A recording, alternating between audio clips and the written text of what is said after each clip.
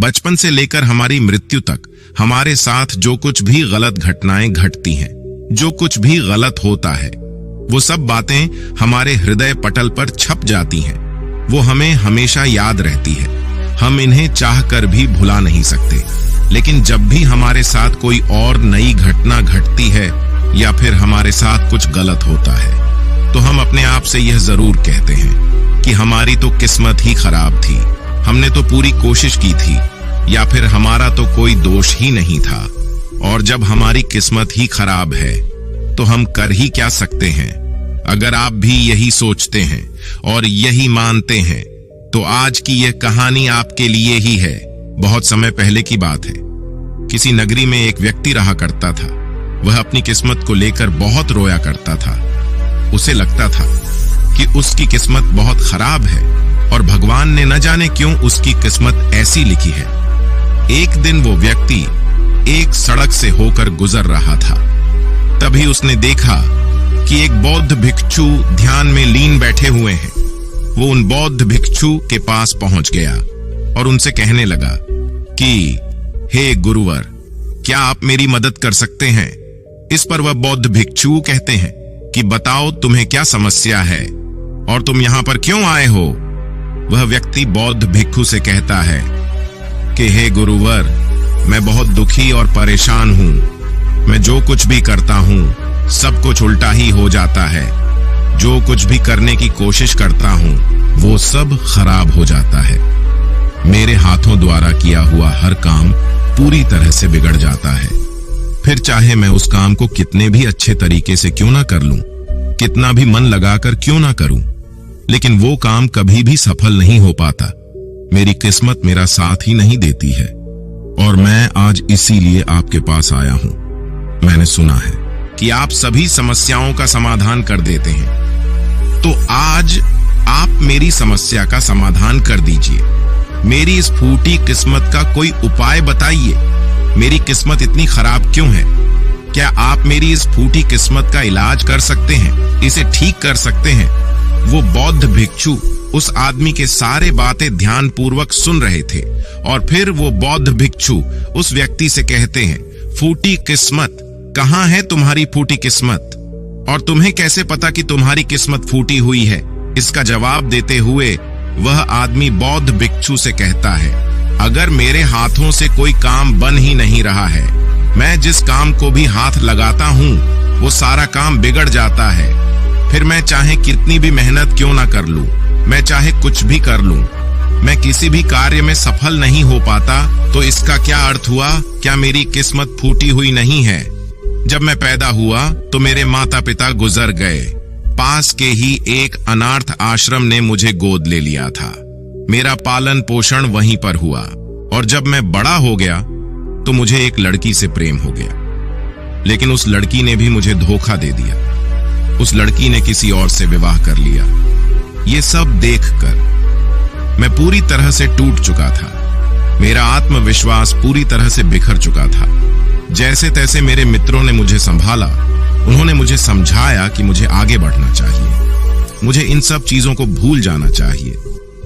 मैंने आगे बढ़ने की कोशिश की। मैंने अपने एक मित्र के साथ मिलकर एक छोटा सा व्यापार शुरू किया, लेकिन यहां पर भी मेरी किस्मत ने मेरा साथ नहीं दिया। मैंने जिसके साथ वो व्यापार शुरू किया था, मेरे उस मित्र ने सारा व्यापार मुझसे हड़प लिया और मुझे उस व्यापार से बेदखल कर दिया। मैं एक बार फिर से पूरी तरह से टूट चुका था। मेरे मन में अब केवल एक ही ख्याल था, मेरी इस तरह जीने का क्या अर्थ है? क्या मेरी किस्मत केवल धोखा खाने की है? क्या मुझे जीने का कोई हक नहीं? क्या मुझे खुशियां पाने का कोई हक नहीं? क्या मेरी किस्मत फूटी हुई नहीं है? क्या आप मेरे इस किस्मत को ठीक कर सकते हैं? इस पर वह बौद्ध भिक्षु उस आदमी से कहता है कि अच्छा ये बात है, तो बताओ कहां है? तुम्हारी वो फूटी किस्मत लाओ, मुझे दो, मैं उसे अभी ठीक कर देता हूं और तुम उसे लेकर फिर चले जाना। इस पर वो व्यक्ति कहता है, हे गुरुवर, आप ये कैसी बातें कर रहे हैं? भला मैं अपनी किस्मत आपको कैसे दे सकता हूं? किस्मत कोई ऐसी चीज तो है ही नहीं कि मैंने निकाली और आपको दे दी। वो तो दिखाई तक नहीं देती है। क्या आप ये बात समझ पा रहे हैं कि आप क्या कह रहे हैं? इस पर उस बौद्ध भिक्षु ने कहा, जब तुम्हें किस्मत दिखाई ही नहीं देती और ना तुम इसे लेकर के घूम सकते हो, तो फिर तुम्हें कैसे पता कि तुम्हारी किस्मत फूटी हुई है? फिर तुम्हें कैसे पता कि तुम्हारी किस्मत खराब है? इस पर वो व्यक्ति कहता है, हे गुरुवर, मेरे साथ सब कुछ हो चुका है, मेरा सब कुछ बर्बाद हो चुका है, उसके बाद भी आप ये कह रहे हैं कि मेरी किस्मत खराब नहीं है। मेरे साथ कभी भी कुछ भी अच्छा नहीं होता। मैं जो कार्य करने जाता हूं सब कुछ गड़बड़ हो जाता है। अगर मेरी किस्मत सही होती तो मेरे सारे कार्य सफल होते। मुझे अपने व्यापार में भी धोखा नहीं मिलता। तो क्या आपको ये नहीं लगता कि मेरी किस्मत खराब है? इस पर वो बौद्ध भिक्षु उस आदमी से कहते हैं, बंदे, मुझे तो तुम बिल्कुल ही ठीक नजर आते हो। तुम्हारा हाथ पैर पूरा शरीर पूरी तरह से स्वस्थ नजर आ रहा है। तुम अभी भी ठीक हो, चल फिर रहे हो, जीवन जी रहे हो, सांस ले रहे हो और तुम अभी तक मरे भी नहीं हो। तो फिर तुम्हारी किस्मत कैसे खराब हो सकती है? यदि तुम्हारी किस्मत खराब होती तो तुम बीमार होते, या फिर तुम्हारे शरीर का कोई अंग पूरी तरह से काम नहीं कर रहा होता, या फिर तुम्हारे शरीर का कोई अंग होता ही नहीं, या फिर हो सकता है कि तुम मृत्यु को भी प्राप्त हो गए होते। लेकिन जहां तक मैं देख पा रहा हूं, ऐसा तो कुछ भी नहीं है। फिर तुम कैसे कह सकते हो कि तुम्हारी किस्मत खराब है? इस बार वो व्यक्ति झलाकर बौद्ध भिक्षु से कहता है, हे गुरुवर, लग रहा है आपको मेरी बात समझ में नहीं आ रही है। मैंने आज तक जो भी कार्य करे हैं, उन सभी कार्यों में जो भी पूंजी मैंने लगाई है, वो सब कुछ डूब चुकी है, नष्ट हो चुकी है। और उसके बाद मैंने जो कर्जा लिया था, उस कर्जा का पहाड़ मेरे ऊपर है। सारे कर्जदार मेरे घर खड़े रहते हैं कर्जा लेने के लिए और मुझे धमकियां देते रहते हैं। उन सभी ने मिलकर मेरा घर मुझसे छीन लिया, क्योंकि मैं उनका पैसा उन्हें वापस नहीं लौटा सका। और इतना ही नहीं, वो लोग अभी भी मेरे पीछे पड़े हुए हैं कि मैं उनका पैसा लौटा दूं। लेकिन जिस व्यापार में मैंने वो पैसे लगाए थे, वो व्यापार तो किसी और ने हड़प लिया। और जब मैं अपने उस मित्र से पैसे मांगता हूं, तो वो भी मुझे पैसे देने से इनकार कर देता है। अब आप ही बताइए, मैं उनका कर्जा कैसे लौटाऊं? मैं भला कहां जाऊं? अब मेरे पास तो कोई घर भी नहीं बचा।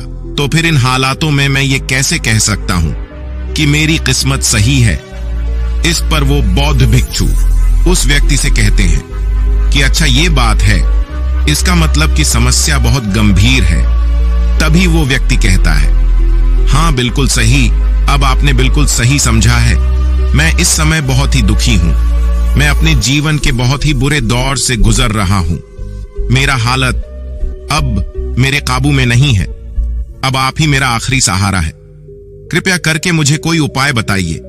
इस पर वो बौद्ध भिक्षु उस व्यक्ति से फिर कहता है कि ये तो अच्छी बात है कि तुम जीवित हो और तुम्हारी किस्मत अच्छी है कि तुम अपने इन हालातों का सामना करने के लिए जी रहे हो और तुम अपने इस जीवन की समस्याओं का हल भी कर सकते हो। इस पर वो व्यक्ति दुखी मन से कहता है कि हे गुरुवर, लगता है अभी भी आप मेरे बात समझ नहीं पाए। इस पर वो बौद्ध भिक्षु उस व्यक्ति से कहता है कि नहीं, मैं तुम्हारी बात को अच्छी तरह से समझ चुका हूं, लेकिन तुम मेरी बातों को नहीं समझ पा रहे हो। इतना कहकर वह बौद्ध भिक्षु उस व्यक्ति का हाथ पकड़कर एक नदी के किनारे ले जाता है और उस आदमी से कहते हैं, तुम जरा इस नदी को ध्यान से देखो, तुम्हें क्या दिखाई दे रहा है? वो आदमी कहता है कि नदी जोरों से बह रही है, इसका बहाव बहुत तेज है। तब वह बौद्ध भिक्षु उस आदमी से कहते हैं कि यदि मैं किसी पेड़ का एक पत्ता इस नदी में गिरा दूं तो वो किस दिशा में बहता हुआ जाएगा? वह आदमी कहता है कि हे गुरुवर, जिस दिशा में नदी बह रही है, ठीक उसी दिशा में वो पत्ता भी चला जाएगा। तब वो बौद्ध भिक्षु उस आदमी से कहते हैं कि बिल्कुल सही कहा है तुमने। अब बताओ मुझे कि इस पत्ते की किस्मत किसके हाथों में है? इस पर वो आदमी कहता है, हे गुरुवर, उस पत्ते की किस्मत इस नदी के हाथों में है। वह जहां चाहे इसे बहा कर ले जा सकती है, क्योंकि इसका बहाव बहुत तेज है। तब वह बौद्ध भिक्षु मुस्कुराते हुए उस आदमी से कहते हैं, और मान लो कि वो पत्ता सिर्फ मेरे हाथों में ही है और मैं चाहे उसे नदी में फेंकूं या ना फेंकूं, तो बताओ उस पत्ते की किस्मत क्या होगी? इसका जवाब देते हुए वो आदमी कहता है कि इस हिसाब से तो पत्ते की किस्मत आपके हाथों में हुई। आप चाहे तो उसे नदी में फेंक सकते हैं, या फिर आप चाहे तो उस पत्ते को कहीं और भी फेंक सकते हैं। इस पर वो बौद्ध भिक्षु मुस्कुराकर उस आदमी से कहते हैं, इस पत्ते की किस्मत ना तो नदी के हाथों में है और ना ही मेरे, क्योंकि मैं चाहे कितने भी कोशिश कर लूं, यदि ये पत्ता किसी वृक्ष से टूट चुका है तो वो आज नहीं तो कल सूख ही जाएगा। जब तक वो पत्ता किसी पेड़ से जुड़ा हुआ है तब तक उसे भोजन मिल रहा है, ऊर्जा मिल रही है, लेकिन जैसे ही वो पत्ता पेड़ से अलग हो जाता है तो उसे ये सब मिलना बंद हो जाता है। तो अब बताओ उसकी किस्मत अच्छी है या बुरी? तब वो आदमी कहता है कि हे गुरुवर, ऐसे तो उसकी किस्मत बुरी ही है, क्योंकि पेड़ पर रहने पर उसे भोजन और ऊर्जा दोनों ही मिल रहे थे। इस कारण से वह फल फूल रहा था, लेकिन पेड़ से अलग होने के बाद उसे वो भोजन और ऊर्जा प्राप्त नहीं होगी। तभी वो बौद्ध भिक्षु एक डाली से एक पत्ते को तोड़कर कहता है, ये पत्ता मेरे हाथ में है और ये अभी तक सूखा भी नहीं है। इसके अंदर अभी भी ऊर्जा है, भोजन है, जिससे वो अभी भी कुछ कर सकता है। इसमें अभी भी जीवन बाकी है। तभी अचानक जोर की हवा चली और उन गुरुवर के हाथों से वो पत्ता उड़कर थोड़ी दूरी पर जा गिरा। इस पर वो बौद्ध भिक्षु उस आदमी से कहते हैं, तुमने देखा, यदि ये पत्ता अभी तक उस पेड़ से जुड़ा हुआ होता तो उतनी दूर वो उड़कर कभी नहीं जाता। आज ये पत्ता पेड़ से अलग होकर पूरी तरह से स्वतंत्र हो चुका है और उसने अभी अभी उड़ने का आनंद भी उठाया है, जो ये पेड़ पर रहकर कभी नहीं कर सकता था।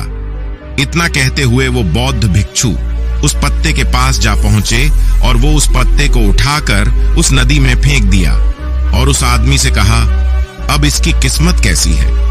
इस पर वो आदमी उस बौद्ध भिक्षु से कहता है, अब इसकी किस्मत बहुत अच्छी है, क्योंकि ये अब नदी में तैर रहा है, लेकिन अभी भी ये नदी के बहाव के साथ ही बहता हुआ जाएगा, इसे कोई रोक नहीं सकता। इसका जवाब देते हुए बौद्ध भिक्षु कहते हैं, ये पत्ता नदी में तैरने का आनंद जरूर ले रहा है, लेकिन साथ ही साथ ये अपने ऊपर ना जाने कितने ही छोटे छोटे जीव जंतुओं को बचाएगा, उनको जीवन दान देगा और न जाने कितने ही जीव जंतुओं को ये एक किनारे से दूसरे किनारे तक पहुंचने में उनकी मदद भी करेगा। इसके बाद वो बौद्ध भिक्षु फिर से उस आदमी से पूछते हैं कि अब बताओ पत्ते की किस्मत कैसी है? तो वो आदमी कहता है कि हे गुरुवर, अब तो इसकी किस्मत बहुत अच्छी है, क्योंकि ये किसी के काम आ रहा है और ये किसी का जीवन भी बचा रहा है, इसलिए इसकी किस्मत तो बहुत अच्छी हो गई। पर मेरी किस्मत वो कैसे अच्छी होगी, ये तो आपने कुछ बताया ही नहीं। तब वो बौद्ध भिक्षु उस आदमी से कहते हैं कि मान लो कि तुम्हें इस नदी को पार करना है और तुम नदी में उतरते हो, तो पहले तुम मुझे ये बताओ कि तुम किस दिशा में अच्छी तरह से तैर सकोगे। इस पर वो आदमी जवाब देते हुए कहता है कि गुरुवर, जिस दिशा में नदी बह रही है उसी दिशा में तैरना आसान होगा और मैं उस दिशा में आसानी से तैरता हुआ चला जाऊंगा। उस आदमी की ये बातें सुनकर बौद्ध भिक्षु कहते हैं, और यदि मान लो कि तुम्हें इस नदी के बहाव के विपरीत दिशा में तैरना हो, तब तुम क्या करोगे? क्या तुम्हारी किस्मत तब भी अच्छी होगी? तब वो आदमी कहता है कि नहीं गुरुवर, तब तो मुझे और ज्यादा मेहनत करनी पड़ेगी, तब मेरी किस्मत भला अच्छी कैसे हो सकती है? उस आदमी का यह जवाब सुनकर वो बौद्ध भिक्षु उस आदमी से कहते हैं, और यदि मान लो कि तुम्हारे हाथ पैर नहीं है और फिर भी मैं तुम्हें कहूं कि तुम इस नदी की विपरीत दिशा में तैरकर अपने लक्ष्य तक पहुंचो, तब तुम्हारे मन में क्या ख्याल आएंगे और तुम्हारी किस्मत कैसी होगी? इस पर वो आदमी कहता है कि हे गुरुवर, अगर मेरे हाथ पैर ही नहीं होंगे तो मैं विपरीत दिशा में तैरकर अपने लक्ष्य तक कैसे पहुंचूंगा? अगर मेरे हाथ पैर सही सलामत होगी तो हो सकता है कि मैं विपरीत दिशा में तैरकर अपने लक्ष्य तक पहुंच जाऊं, भले ही उसमें समय थोड़ा ज्यादा लगे, लेकिन यदि मेरे हाथ पैर ही नहीं होंगे तो भला मैं कैसे पहुंचूंगा? तो ऐसे में मेरी किस्मत तो और ज्यादा बुरी होगी। तब वो बौद्ध भिक्षु उस आदमी से कहता है कि अब तुम्हें ये समझ में आया कि तुम्हारी किस्मत अभी भी अच्छी है, पहले भी अच्छी थी और आगे भी अच्छी ही रहेगी। बस तुम्हारे अंदर एक छोटी सी तकलीफ ये है कि जो भी समस्या है जो हमारे सामने आ रही है, उन समस्याओं का तुम सामना नहीं करना चाहते हो, लेकिन जिन समस्याओं को तुम पीछे छोड़कर भागने की कोशिश कर रहे हो, वो समस्याएं तुम्हारे साथ ही चल रही हैं। जैसे कि मान लो यदि इस नदी का बहाव और ज्यादा तेज हो जाए तो तुम्हें इस नदी की विपरीत दिशा में तैरने में कितनी मेहनत करनी पड़ेगी। वो आदमी कहता है, हे महाराज, तब तो मुझे अत्यधिक मेहनत करनी पड़ेगी और मुझे बहुत ज्यादा थकान भी होगी, लेकिन किसी न किसी तरह मैं अपने लक्ष्य तक पहुंच जाऊंगा। तब वो बौद्ध भिक्षु उस आदमी से पूछता है, अच्छा मान लो नदी का बहाव और भी ज्यादा तेज हो जाए तो क्या तुम नदी की विपरीत दिशा में तैरना पसंद करोगे? वो आदमी कहता है, नहीं नहीं गुरुदेव, मैं तो इस नदी में उतरने का सोचूंगा भी नहीं। विपरीत दिशा में तैरना तो दूर की बात रही।